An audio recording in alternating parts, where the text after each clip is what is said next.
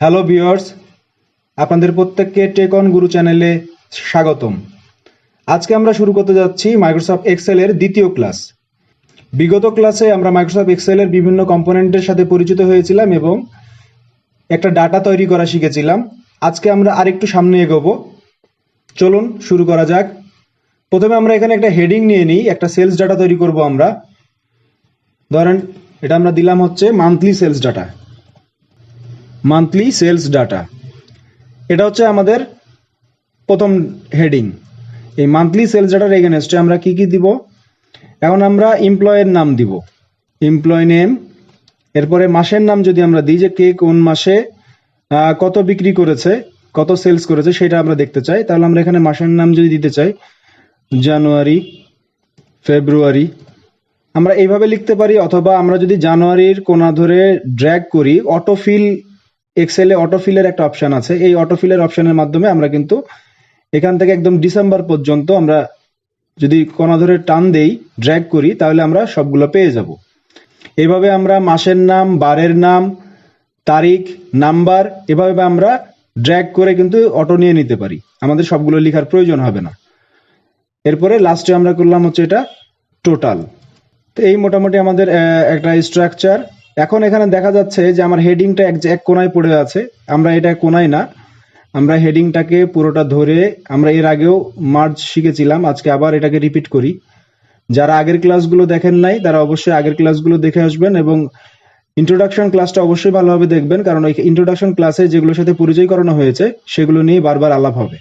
আসেন, এটা আমরা সিলেক্ট করলাম। সিলেক্ট করার পরে এখানে উপরে দেখেন এই জায়গায় মার্জ অ্যান্ড সেন্টার, এটা অটোমেটিক বাই ডিফল্ট মার্জ হয়ে সেন্টারে চলে আসবে। আমরা দিলাম, দেখেন এখানে হেডিংটা মার্জ হয়ে সেন্টারে চলে আসছে। আমরা হেডিংটা একটু বড় যাচ্ছি, সেক্ষেত্রে আমরা আগের ক্লাসগুলোতে যেভাবে ফ্রন্ট ফ্যামিলি চেঞ্জ করা, এরপরে হচ্ছে না ফ্রন্টের সাইজ চেঞ্জ করা শিখেছিলাম, এখান থেকে এগুলো আমরা ইউজ করব। তাহলে আমরা এই ঘরটা সিলেক্ট করলাম, ফ্রন্ট যে ঘরের লেখাটা আমি বড় করতে চাই, হেডিং এর ঘরটা। এরপরে এখান থেকে আমরা হেডিংটাকে তুলনামূলক বড় করে দিলাম, কারণ তাহলে দেখতে ভালো দেখা যায়।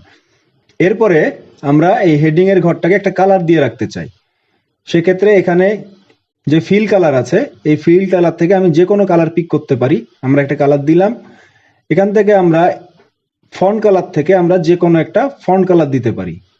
তাহলে আমরা এখান থেকে একটা ফন্ট কালার দিয়ে দিই, আমরা এখান থেকে একটা ফন্ট কালারও দিয়ে দিলাম। এখন আমার ফার্স্ট হেডিং হচ্ছে মান্থলি সেলস ডাটা এবং টেবিলের ফার্স্ট হেডিং, টেবিলের হেডিং হচ্ছে, আমরা যে টেবিলটা তৈরি করব সেটার হেডিং হচ্ছে এইটা। এখন এটাও আমরা সিলেক্ট করে নিই। এখন এখানে তার আগে বলে নিই যে এখানে যেমন আমি এমপ্লয় নাম রেখেছি, এটা কিন্তু একটু চিকন হয়ে গেছে। এখন আমি চাচ্ছি যে আমি তো এখানে লিখে ফেলেছি, কিন্তু আমার সিরিয়াল নাম্বার দেওয়ার দরকার, আমি তো সিরিয়াল নাম্বারটা দিই নাই। সেক্ষেত্রে কি করণীয়? সেক্ষেত্রে আমরা যদি এই কলামটা সিলেক্ট করি, প্রথম কলামটা সিলেক্ট করে আমরা এখানে রাইট বাটন ক্লিক করে ইনসার্টে যাই, তাহলে আমার একটা কলাম তৈরি হয়ে যাবে। সেক্ষেত্রে আমরা এখান থেকে এটা ধরে আবারও আমরা মার্জটা উঠাই দিব প্রথমে, এবং দ্বিতীয়বার আবার মার্জ করব, তাহলে আমার ওই ঘরটা সহ মার্জ হয়ে যাবে। এরপরে আমরা এখানে সিরিয়াল নাম্বার দিই, সিরিয়াল নাম্বার, এখানে সিরিয়াল নাম্বার আমরা যদি দেই 1, এখানে নামের ঘরটা ছোট হয়ে গেছে, নামের ঘরটা একটু বড় দরকার। এরপরে নাম দিলাম আব্দুর রহিম, সজীব, রাজীব, আরাফাত, সুমন। আমরা এখানে 5টা নাম নিয়েছি। এখন আমরা চাচ্ছি যে এই নামের ঘরটা একটু বড় করতে, সেক্ষেত্রে আমরা যে কলামে এই নামগুলো রয়েছে সেই কলামের একদম উপরে ABCD লেখা আছে, এই সিরিয়ালে, এই জায়গায় আমরা যদি এই চিহ্নটা আছে এখানে ধরে আমরা যদি এটাকে ড্র্যাগ করি ডান দিকে, তাহলে আমার ডান সাইডে ঘরটা বড় হয়ে যাবে। এখন আব্দুর রহিম জানুয়ারি মাসে কত টাকা বিক্রি করেছে, আমরা দিলাম 2000 টাকা বিক্রি করেছে। ফেব্রুয়ারিতে 3000 টাকা বিক্রি করেছে। মার্চে 4000 টাকা বিক্রি করেছে। এপ্রিলে 2500 টাকা বিক্রি করছে। মেতে 3000 টাকা বিক্রি করছে। জুনে আবারও 3000 টাকা বিক্রি করছে। জুলাইয়ে 5000, অগাস্টে 5000, সেপ্টেম্বরে 6000, অক্টোবরে 3000, নভেম্বরে 2000, ডিসেম্বরে 2000।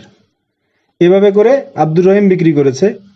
সজীব জানুয়ারি মাসে কত বিক্রি করেছে? সজীব বিক্রি করেছে 1500, রাজীব বিক্রি করেছে 2000, আরাফাত বিক্রি করেছে 3000, সুমন বিক্রি করেছে 3000।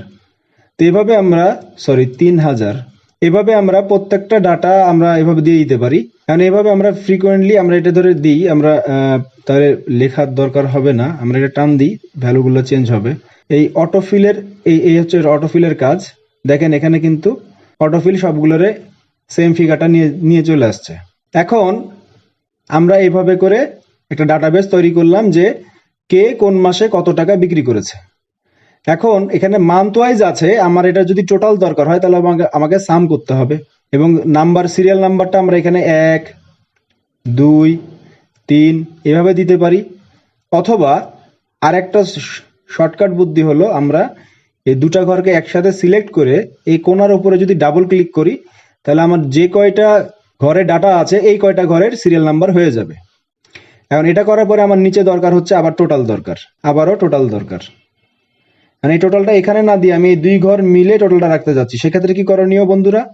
কিছুক্ষণ আগে আমরা শিখেছি মার্জ করা, তাহলে আমরা এখন এই দুটো ঘর মিলে যদি মার্জ করে দিই তাহলে টোটালটা দুই ঘর মিলে থাকবে। এবং এখানে আমাদের উপর নিচে এবং ডানে বামে আমাদের যোগফল দরকার। সেক্ষেত্রে আমরা কিভাবে করব এটা আমরা দেখাবো। তার আগে চলুন আমরা যে ডাটাটা তৈরি করছি এটার প্রিন্ট প্রিভিউটা কেমন আসে আমরা একটু দেখে আসি। প্রিন্ট প্রিভিউ দেখার জন্য ফাইলে যে এখানে যে প্রিন্টের অপশন আছে এই প্রিন্টে আমরা ক্লিক করলে এখান থেকে একটা প্রিন্ট প্রিভিউ দেখাবে। এখানে প্রিন্ট প্রিভিউ দেখা যাচ্ছে যে আমাদের ডাটাটা আংশিক আসছে, আংশিক আসে নাই। এটা পেজ সেটআপ এর কারণে এটা হয় নাই। এখানে আমরা পেজ সেটআপটা যদি পরবর্তীতে আমরা দেখব পেজ সেটআপ কিভাবে করে। তো আমরা আপাতত ডাটাটাকে এক পেজে যদি নিয়ে আসতে চাই, আমরা ডাটাটাকে এক পেজে নিয়ে আসলাম বোঝার সুবিধার জন্য। আমরা পরবর্তীতে বাকি ক্লাসে এগুলো বাকিটা শিখবো। এখন এখান থেকে এবার যদি আমরা প্রিন্ট প্রিভিউ দেখি, এখন দেখা যাচ্ছে আমাদের এক পেজে দেখাচ্ছে, এখানে কোনো দাগ নাই, কিচ্ছু নাই। এখন একটা টেবিলে তো দাগ না থাকলে আসলে টেবিলের লেখাগুলোর ঠিকভাবে বোঝা মুশকিল। এটা কিভাবে আনবো? এর আগে আমরা দেখিয়েছিলাম, আবারও আজকে দেখিয়ে দিই। আমরা টোটাল ডাটাটা সিলেক্ট করে নিয়ে আমরা এই যে ফার্স্ট হেডিং যেটা আছে এখান থেকে এটা টোটালটা সিলেক্ট করে নিলাম। সিলেক্ট করার পরে আমরা উপরে এখানে দেখেন এখানে বর্ডারের একটা অপশান আছে, এখান থেকে আমরা সিলেক্ট করে নিয়ে আমরা যদি শুধু নিচের বর্ডার দিতে চাই বটম বর্ডার, শুধু উপরের বর্ডার দিতে চাই তাহলে টপ বর্ডার। আমার সিলেকশন যতটুকু আছে এই সিলেকশনের শুধু টপ বর্ডার শুধু বটম বর্ডার হবে, শুধু লেফট হবে শুধু রাইট হবে। নো বর্ডার দিলে কোনো বর্ডারই হবে না, অলরেডি নো বর্ডারে আছে। এখানে আমরা করে দিলাম অল বর্ডার। অল বর্ডার করে দিলে আমার সবগুলো ঘর বর্ডার চলে আসছে, যেটা মার্জ করা আছে সেখানে কিন্তু একটা ঘর আসছে। তো এইভাবে আমরা ডাটাটাকে আরো সুন্দর করতে পারি। এখন দেখেন যে এখানে উপরের যে হেডিংটা আছে এই হেডিংটা সবগুলো লেফট অ্যালাইনমেন্ট হয়ে আছে। এখন আমরা কি করব? আমরা এটা সিলেক্ট করছি, সিলেক্ট করার পরে আমি অ্যালাইনমেন্ট যদি ঠিক করতে চাই আমি এখান থেকে সেন্টার অ্যালাইনমেন্ট দিয়ে দিলাম, তাহলে লেখাগুলো সব সেন্টারে চলে আসলো। এখন আপনাদেরকে আরেকটু বড় করে দেখাই যে এটা হচ্ছে কলামের সেন্টার হলো, বাট রো এর সেন্টার হয়েছে কিনা। না, রোয়ে এটা বটম বর্ডার হয়ে বটম অ্যালাইনমেন্ট হয়ে আছে, এটাকেও আমরা সেন্টার চাচ্ছি। তাহলে সেক্ষেত্রে কি করণীয়? সেক্ষেত্রে আবারও এটা পুরোটা সিলেক্ট করতে হবে। আমি এর আগেও বলেছি এক্সেলে কোনো কাজ সিলেকশন ছাড়া হয় না। তো আমরা সবসময় সিলেক্ট করে নিব, আগে সিলেক্ট করে নিয়ে এরপরে এখানে উপরের ঠিক নিচের লাইনটা হচ্ছে কলামের অ্যালাইনমেন্ট এবং উপরের লাইনটা হচ্ছে রোর অ্যালাইনমেন্ট। এখন এখানে যদি আমি সেন্টার করে দিই তাহলে এবার সেন্টার হয়ে গেল। এটাকে আমরা একটু ছোট করে দিই। এবারে সিলেকশনে আমরা এখানেও একটা কালার দিতে চাই, একইভাবে আমরা হেডিং এর কালারটা যেভাবে দিয়েছিলাম এখান থেকে একইভাবে আমরা যে কোনো একটা কালার সিলেক্ট করে নিয়ে আমরা এখানে কালার দিতে পারি। ফন্ট বড় করতে চাইলে একইভাবে আমরা এখান থেকে ফন্টের সাইজ ছোট বড় এখান থেকে করতে পারি। এখন আমরা ফন্টের সাইজ ছোট বড় করলাম, হেডিং এর কালার দিলাম, বর্ডার গুলো নিয়ে আসলাম।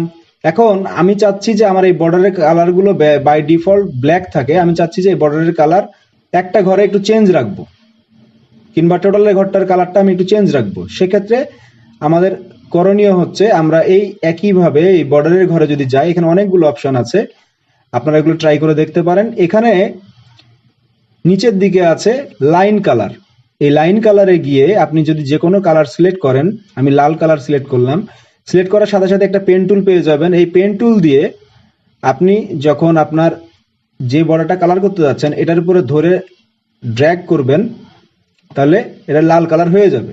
এরপরে স্কেপ চাপ দিলে পেন্সিলটা ক্যান্সেল হয়ে যাবে। এখন আমরা প্রিন্ট প্রিভিউ যদি দেখি, তাহলে আমরা এখানে দেখতে পাবো যে আমাদের নিচের ঘরটি বর্ডারটার রং লাল এবং উপরের গুলো কালো, এবং যেখানে যেভাবে কালার দিয়েছি ডাটাটা এখন দেখতে অনেক সুন্দর দেখা যাচ্ছে।